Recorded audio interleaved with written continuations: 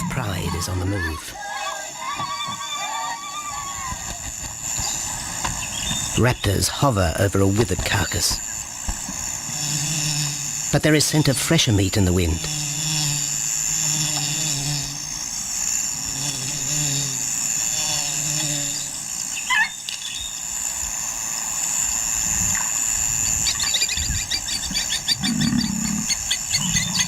Pickings have been slim for Nabamba's pride since her fight with a startled warthog. The lioness is limping from the encounter. And even the pride's big male, Jabu, wonders when his next meal will come.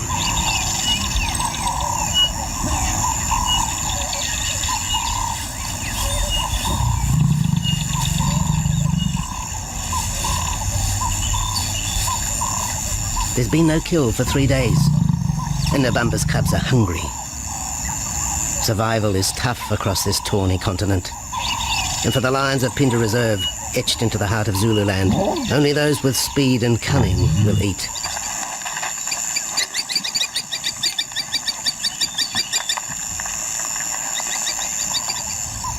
For this pride anyway, it's been a long time between meals.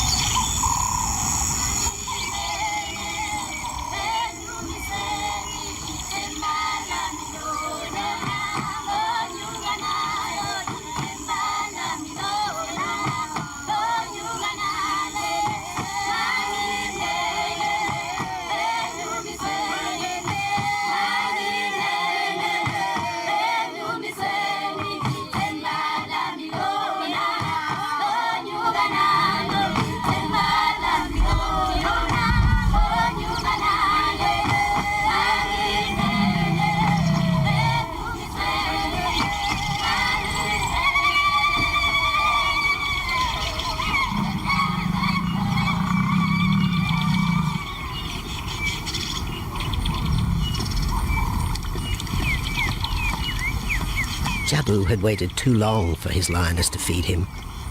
Overnight, his stealth carried him into the path of a careless zebra. The rest of the herd is still skittish. One animal had already lost his tail to a hungry pride, but for the dazed stallion, it was all over in seconds.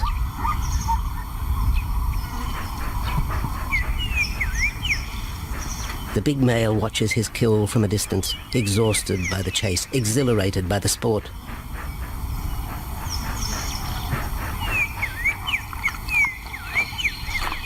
Jabu will feast later. Tired from the hunt, he needs to rest.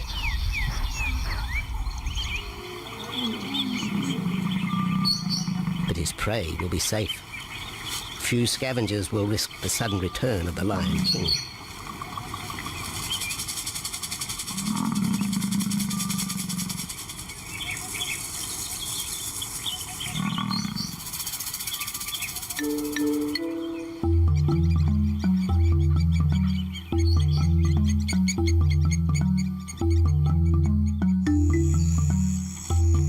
Zulu trackers follow the spoor of Nabamba's pride across Nziki Marsh. This vast tract of savanna is favoured by the lions in the dry air of winter, but it's a region also shared by Pinda's giraffe and white rhino population.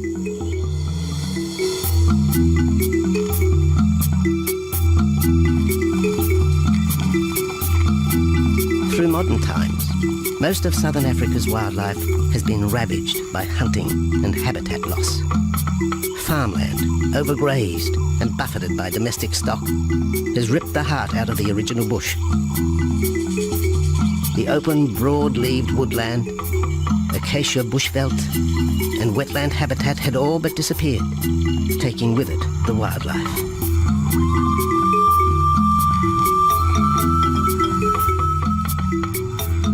A few years ago, the Pinda project was born. 17,000 hectares of farmland bought up in KwaZulu-Natal along South Africa's eastern seaboard. What followed was the largest game restocking program ever seen on the subcontinent.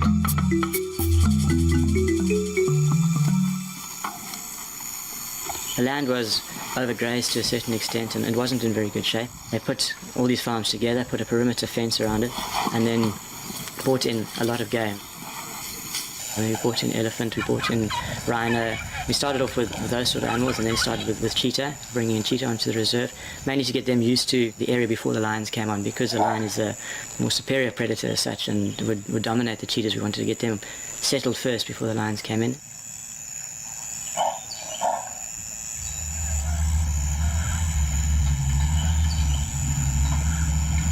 Andrew Lewis is habitat manager at Pinda, one of those committed to the restoration of southern Africa's ecosystem. Pinda is the Zulu word for return, and the aim of his company, Conservation Corporation Africa, is to return the land to its traditional wildlife and at the same time restore the habitat to its original state.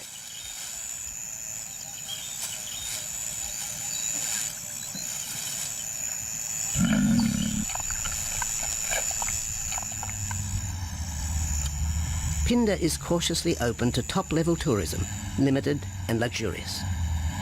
Dreams of extending the green frontier require funds, and the reserve's lion pride has already earned its keep.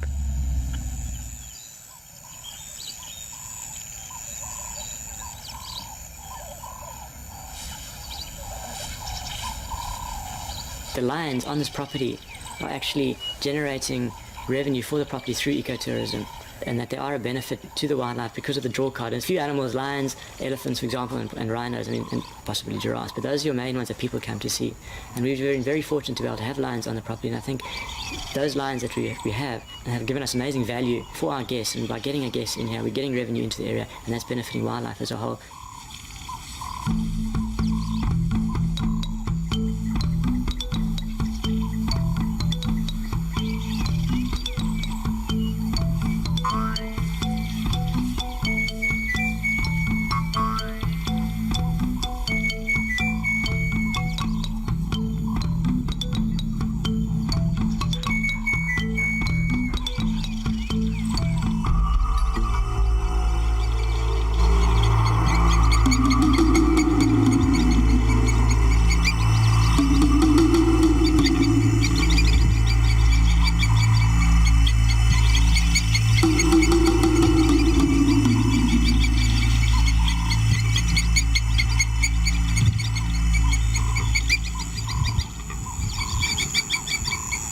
Jabu has returned to his kill. He licks the bloated carcass, but still there is no feeding. Lions will gloat over their prey, delaying the first bite until the meat ripens. For Jabu, the prospect of the meal is to be relished as much as the eventual feast.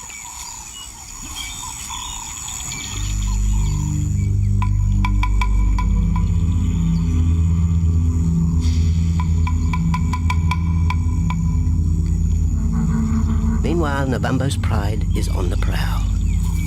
The older cubs are 10 months now, weaned, but still dependent upon Nabambo for food.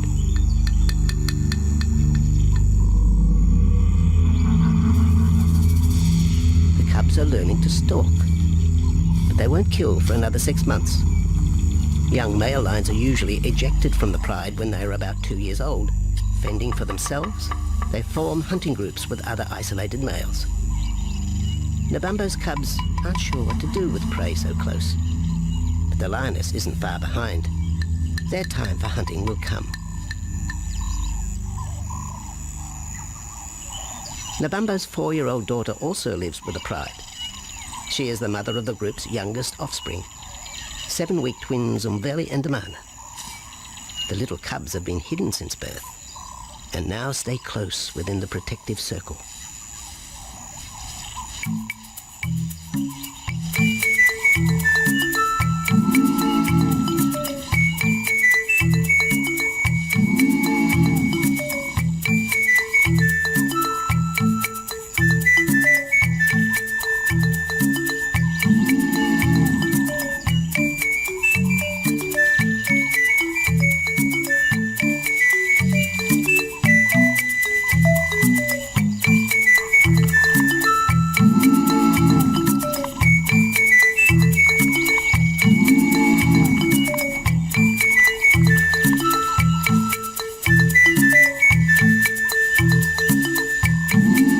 jabu has little time for his small cub.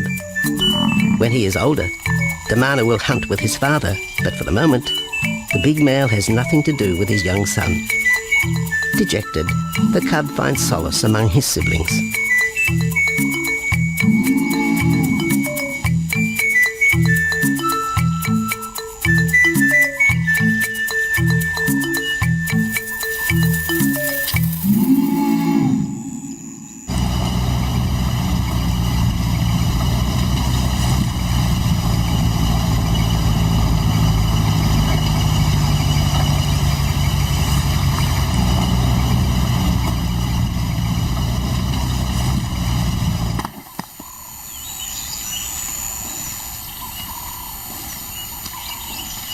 A young giraffe lies helpless in the grass.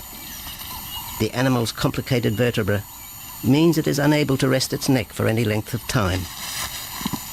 Lack of mobility means blood to the brain slows, leaving the animal disabled.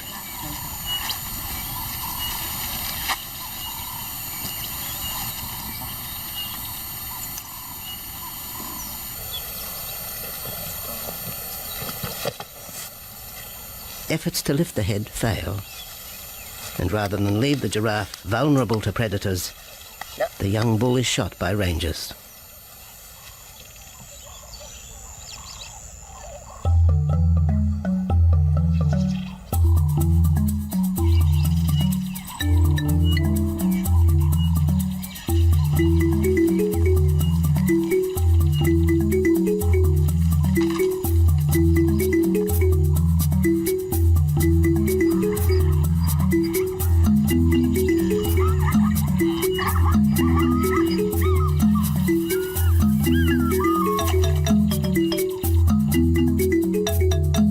Activity by the waterhole rekindles the interest of the pride. Nabambo is typical of most big cats. They conserve energy 20 hours a day, waking only to groom and hunt.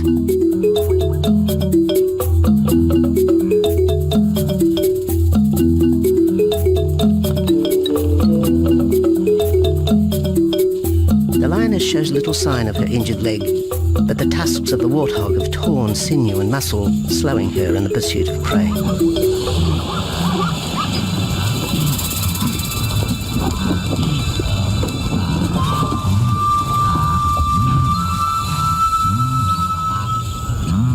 Once again, Nabambo in her pride will go hungry. But the big lioness senses another kill nearby. A young giraffe slain by humans will provide meat for her cubs. Leaving the pride, Nabambo follows the scent.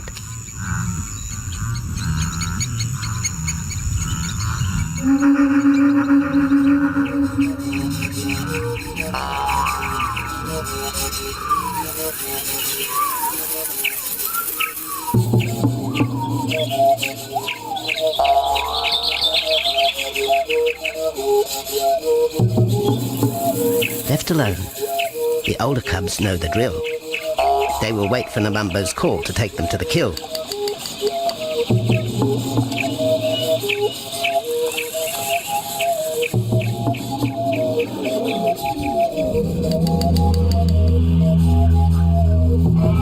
The day moves into shadow. The cubs are restless and a little afraid. Adult lions have few enemies, but cubs, even those 10 months old, are at the mercy of leopard and other predators.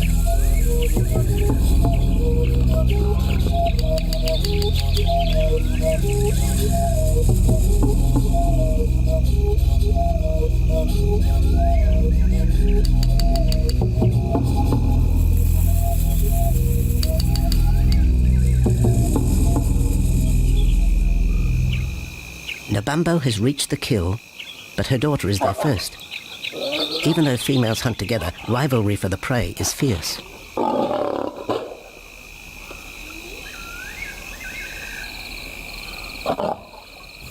The big lioness begins the trek back for her cubs, but the youngsters have heard her call and they meet halfway.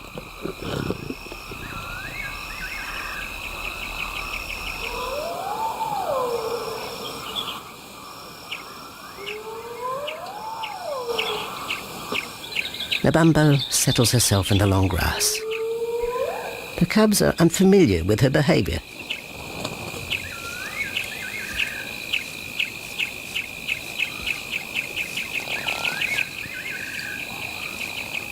A female will usually head the charge with any kill, splitting the hide of the victim and leading the way for the pride to eat.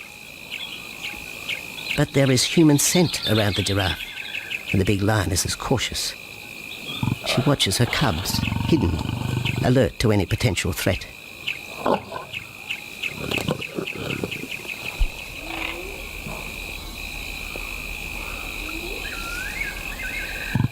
The cubs are curious, confused by this new smell.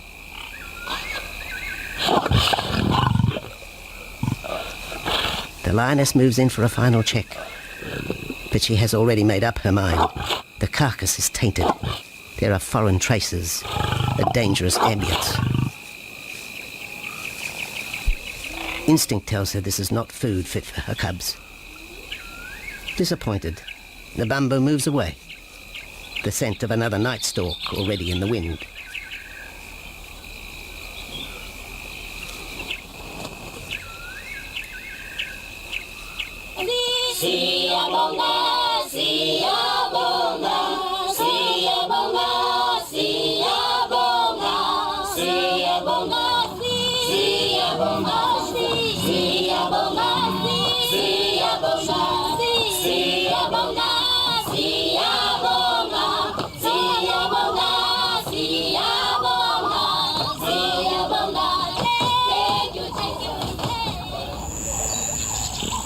After 2 days, Jabu has returned to his kill with another younger male. 3-year-old Tembi is a son from a previous liaison with Nabambo, and the two paired up after Tembi was ousted from the pride.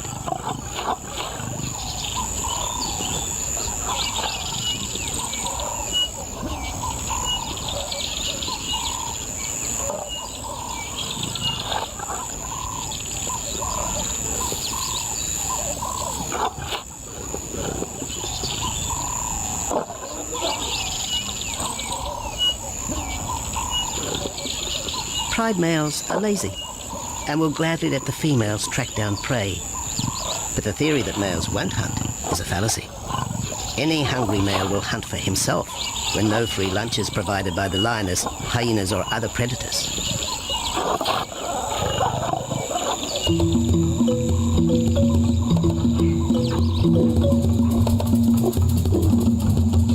Smaller creatures scatter in the vicinity of the two lions. There will be no hunting for a while.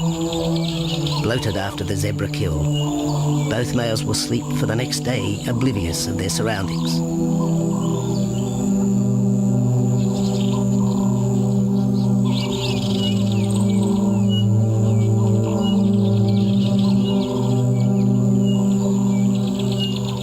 Lions hunting in pairs or groups have a success rate of around 30% in daylight, but studies show single hunters are more successful at night. Lions are sociable cats, the only group to take part in communal hunts.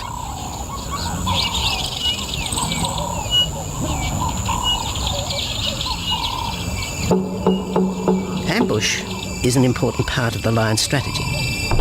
Often one pride female will round up the prey from the front, driving it towards a second lioness.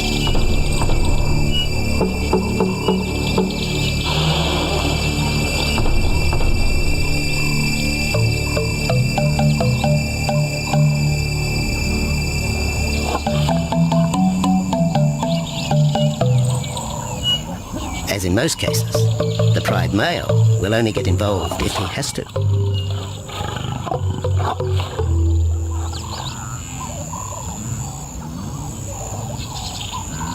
Accidents involving humans are rare in southern Africa's game reserves. Our primal fear of being eaten has been well documented, but in fact, lions seldom attack if they're not provoked. At Phinda, great care is taken to limit the number of people viewing game. Emphasis is placed on causing the animal as little stress as possible.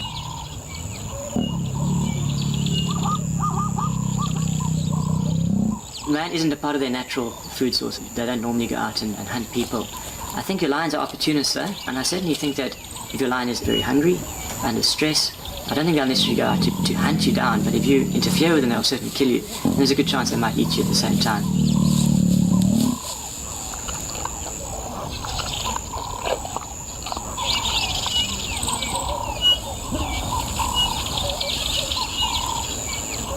With all animals, it's how you treat them is what's the reaction you're going to get back from them. Certainly at Pinda, all our guides go through a training course and they're all brought up to a certain standard. There is a certain operating ethic with regards to viewing animals, and we certainly try and be as sensitive to the animals as possible.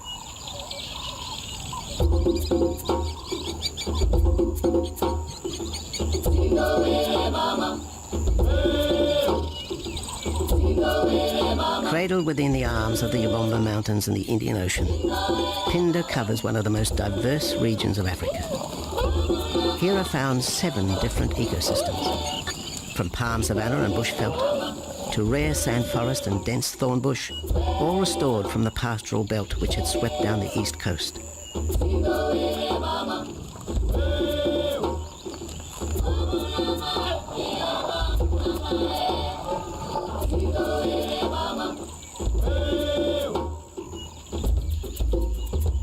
Where cotton, pineapple and cattle farms once stood, lion now roam their habitat again, alongside some traditional neighbours.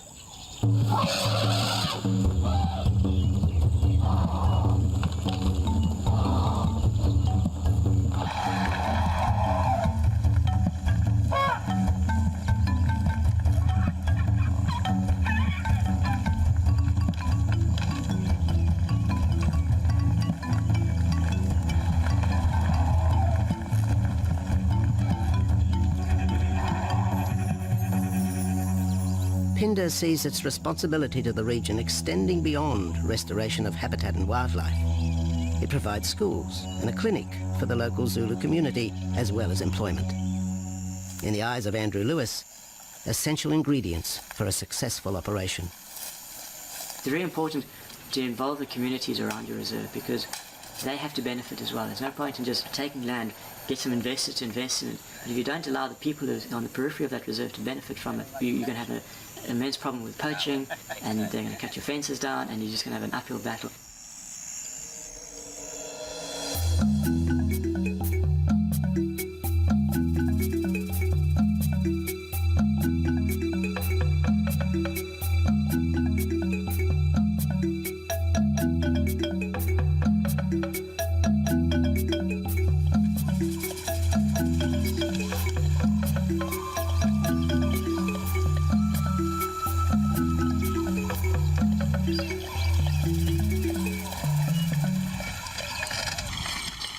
In 1992, the Pinda lions were among the first of the big 5 animals to be relocated to the reserve.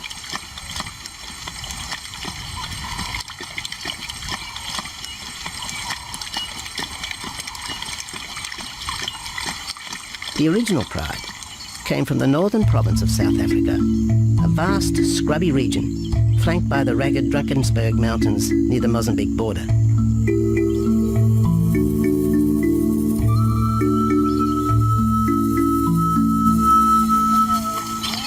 Peter Rogers helped round up Pinda's first pride, handling the lion's capture and subsequent move south.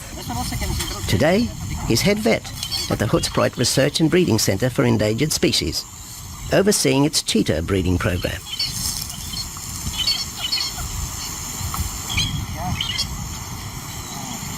But it's the discovery of what's believed to be a long extinct strain of lion that has put Peter's centre on the map. We were involved in the rescue of these circus animals that came down through Africa and were abandoned in Maputo. We were just founded by an animal welfare group called Animal Defenders based in London. And they said, could we just keep these animals temporary? First they mentioned tigers, and then they came back and said, well, there's 6 lions as well. So we said, yeah, we could hold them temporarily just until they found permanent homes for them, but basically get them out of that predicament that they were and the shocking conditions that they were in Maputo and Mozambique.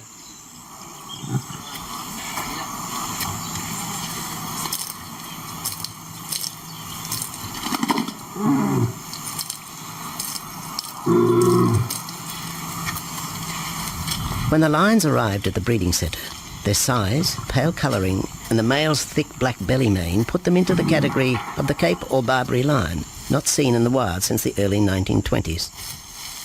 A few still exist in captivity, and a male and female were brought to South Africa from an Italian zoo for breeding purposes. But attempts to mate Akef, the big male from the ill-fated Mozambique circus, with the Italian female are proving difficult.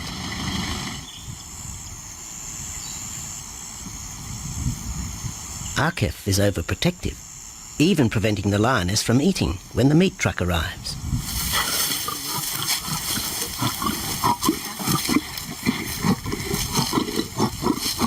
Finally, though, Sissy makes her breakthrough.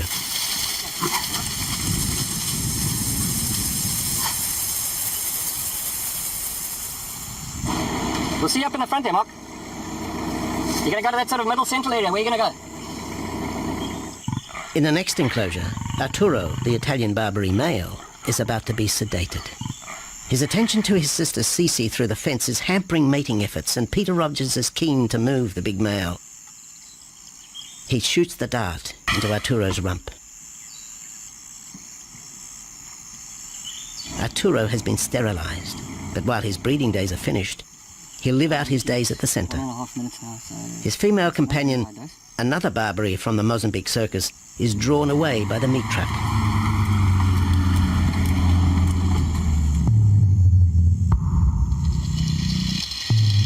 It's 20 minutes before the anesthetic takes effect.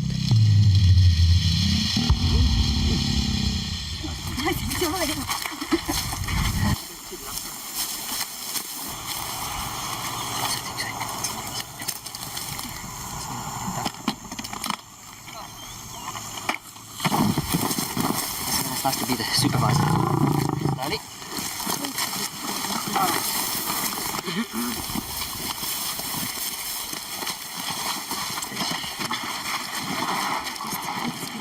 You'll need all your help at the bottom just to put him back into the cage, okay? One, two, three. Yeah.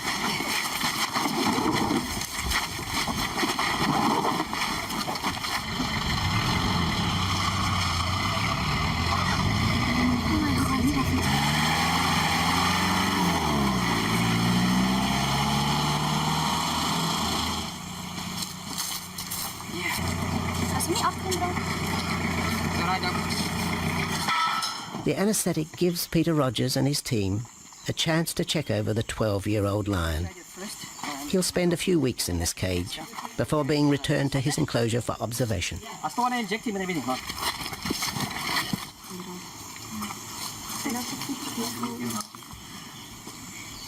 It's very exciting to be part of this project because they feel that there are perhaps not many Barbaries, if any, that are really pure, that are left even in captivity. They feel that over time other animals from other genetic bases are brought in. So there's a big project afoot at Oxford University to do the genetics. So that's just getting off the ground now. Okay. We just put under the skin on the neck if we can find the skin under this big beard of his. Normally lions wouldn't have this many ticks, but being from Italy, a European lion, it doesn't have that innate or inherent resistance to ticks. It does come with time.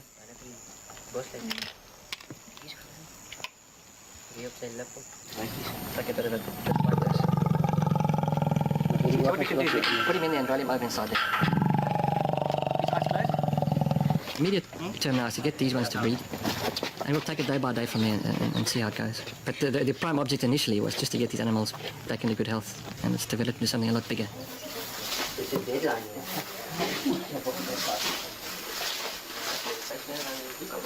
Yeah.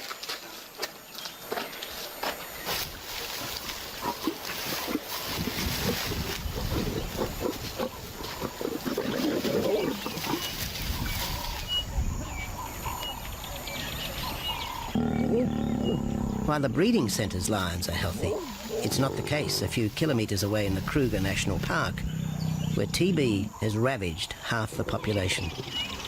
Infected buffalo have been blamed for the outbreak, primarily in the south of the park, and attempts are being made to fence off the diseased area.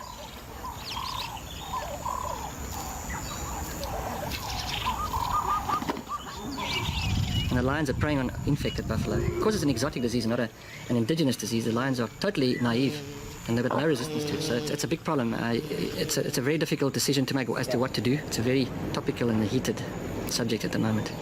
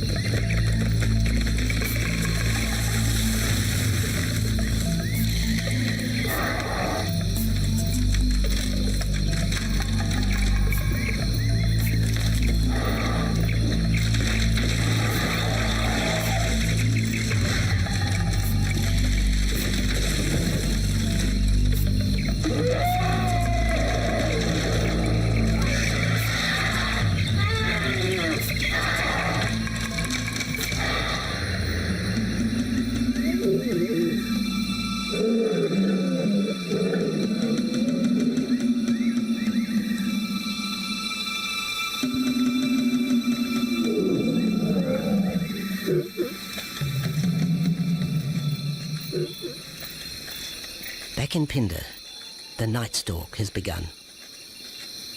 Nabambo keeps her cubs close.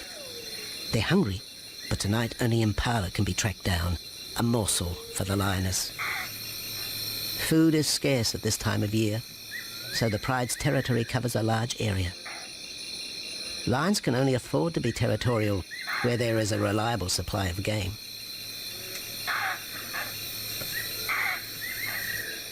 Jabu wants to mate. He's been with his pride for nearly a year now. But Nabambo would prefer a larger group of males around her.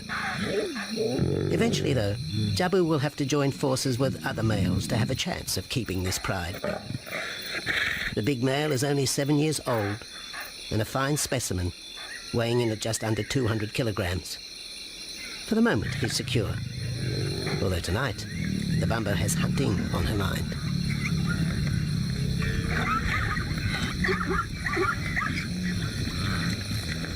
The cubs follow in the lioness's wake. If there is a kill, she will feed first. Often, weak cubs lose out to a hungry mother. High juvenile mortality rates are the result of lean times.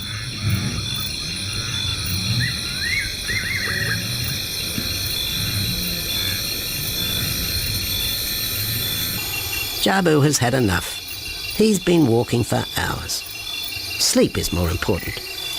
And the zebra he ate 2 days ago will suffice for another night.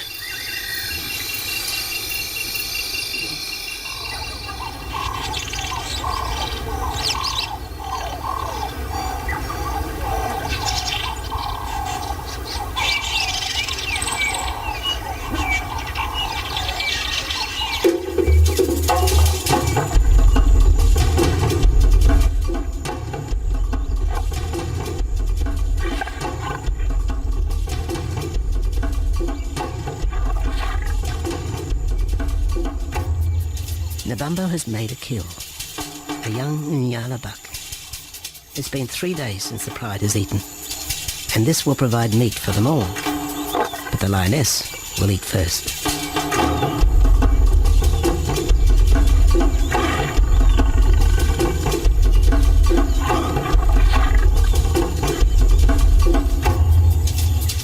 The cubs know the routine.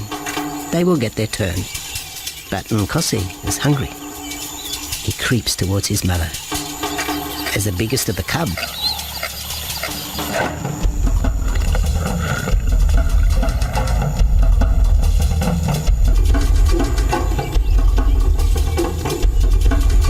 Nkosi watches.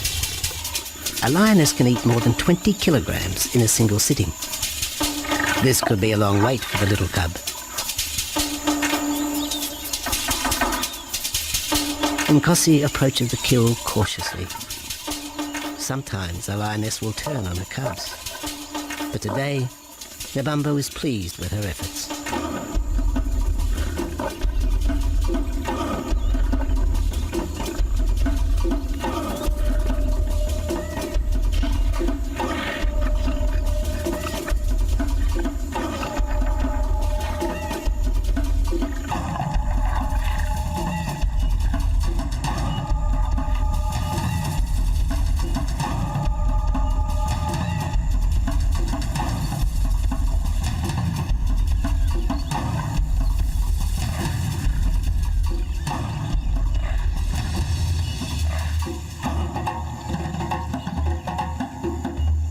Nabambo has had her fill, for the moment anyway.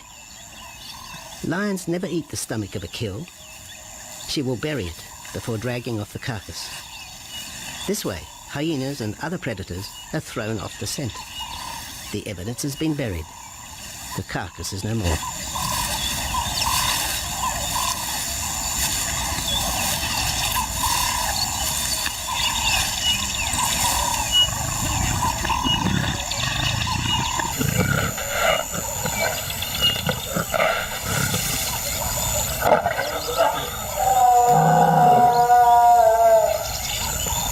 Nabambo's daughter hears the call. It is the second this morning. The first was the strangling cry of the Nyala as Nabambo broke the young buck's back. There was no struggle. The big lioness is a seasoned hunter.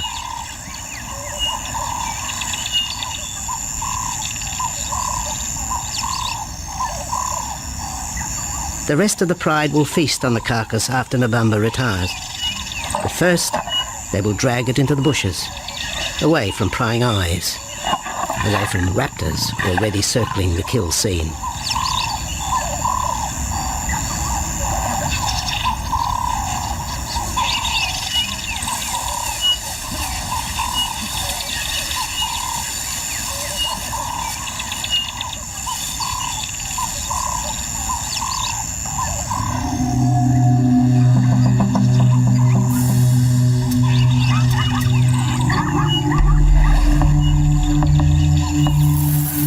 Kill has created a nervous edge.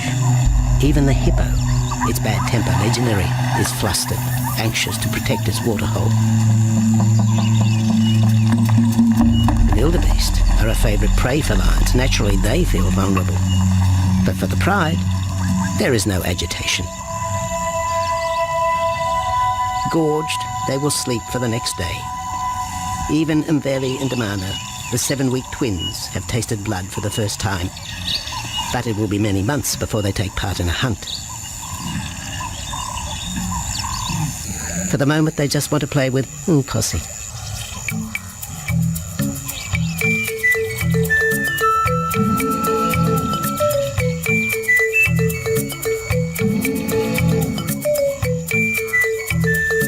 The older cub is beginning to take on the shaggy mane of the bigger males. Within 18 months, he will be hunting with them, competing for his own pride. In the meantime, though, he has to contend with his young siblings.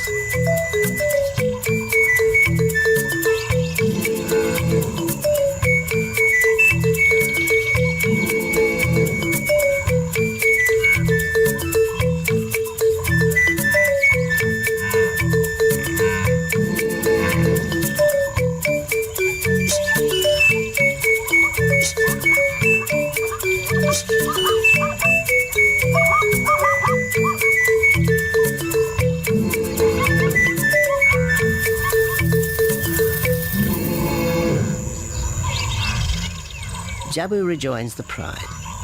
He has missed out on the kill, but he didn't share his zebra with the rest of the pride the previous day.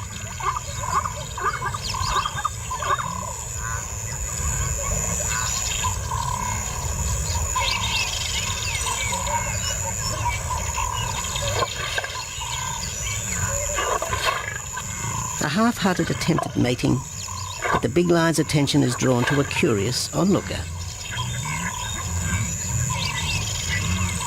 With the pride so close, the giraffe won't be sitting for long. Drinking and sitting is when they are at their most vulnerable.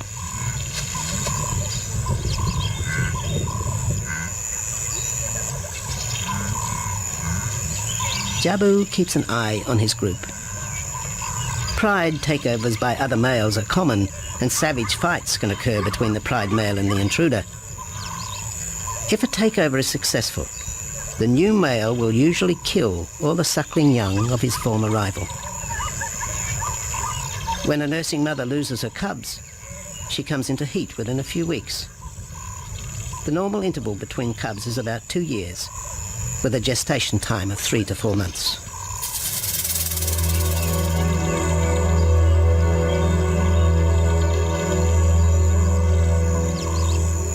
Jabu marks his territory, but it may soon be all in vain. A fresh infusion of lion genes is necessary to avoid the effects of long-term inbreeding. It's likely Jabu and his son Tembi will be swapped for males from another game reserve. This will broaden the bloodlines of future lions and avoid the genetic risks currently facing the pride at Phinda.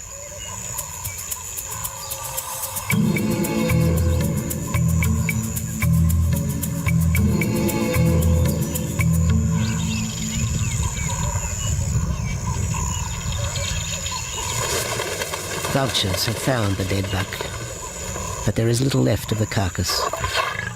November and her pride have eaten. The big lioness tries to dislodge Inyala fur from her teeth. Tomorrow, the next day, there will be another kill. November's cubs will grow up strong.